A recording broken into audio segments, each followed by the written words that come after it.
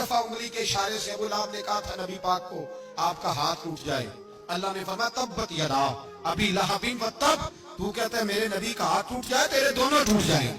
और सुनो अबू लहब का हाल क्या हो। अबू लहब का माना है अबू लहब शोलों का बाप, लहब शोलों वाला। क्या मतलब? अबू लहब इतना हसीनो जमील था कि उसके जो रुखसार थे शोलों की तरह चमका करते, इतना खूबसूरत था, लाल सुर्ख रंग था, खूबसूरत आदमी। अरब में जब गुर्बत थी तो इसके घर में उस वक्त भी 2 ईंटें सोने की थी। इतना मालदार आदमी और सरदार था सारे मक्के का, लेकिन नबी पाक की बेअदबी की। तुम्हें पता ही नहीं कि रब दुनिया में सबसे ज्यादा नाराज ही उससे है जो उसके रसूल का बेअदब है, सबसे ज्यादा नाराज ही उसी से। अबू लहब ना गया बदर के मौके पर, डर गया, कहने लगा मैंने नहीं जाना, मक्के में रह गया, ना गया जिहाद के लिए, मुसलमानों के खिलाफ ना निकला।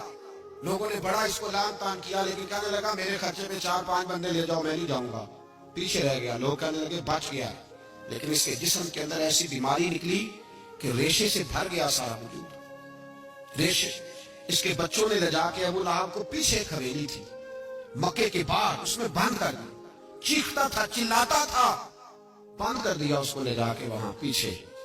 और जब उसको बंद कर दिया कमरे में तो चिल्लाता था, चीखता था, कोई मुझे बचाओ, कोई पानी पिलाओ। दरवाजा तोड़ के बाहर निकला तो चौक में मर गया अबू लहब। इतनी बदबू आती थी कि कोई करीब नहीं जाता था। चौक में लाश पड़ी थी, ये है मैयत किसी बेअदब की, मुंह दिखाने के काबिल नहीं, और उनके दुश्मन पे लानत खुदा की, रहम पाने के काबिल नहीं है।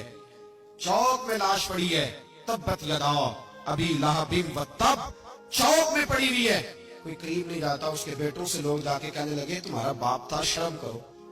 एक मुलाजिम को पैसे दिए उसके बेटे ने, कहा गड़ा खोदो और मेरे बाप को रस्सी के साथ पकड़ के उसमें फेंक दो। एक गड़ा खोदा मक्के की गली में, और रस्सी के साथ पकड़कर, रस्सी के साथ बांध कर उसकी टांग को घसीट कर उस गड़े में डाल दिया, ऊपर से मिट्टी डाल दी, बदबू का वो ढेर बंद कर दिया। अबू लहब मक्के का सरदार था, पर जाने कहां मरदूद दफन है। लेकिन मियानी साहब के कब्रिस्तान में जाओ, मियानी साहब के कब्रिस्तान में वो इल्मुद्दीन जिसे अपना नाम भी नहीं लिखना आता था, हजारों लोग रोजाना उसकी कब्र पे खड़े होते हैं और रसूलुल्लाह की नाते सुनाते हैं।